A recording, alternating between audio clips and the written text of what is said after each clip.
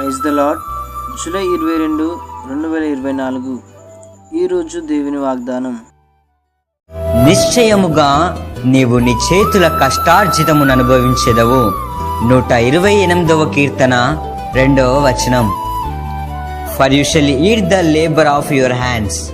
The book of Psalms chapter 128 verse 2.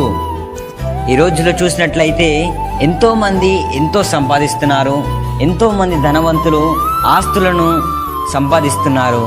కానీ వారు సంపాదించిన ఆ యొక్క ఆస్తిని వారు అనుభవించలేకపోతున్నారు.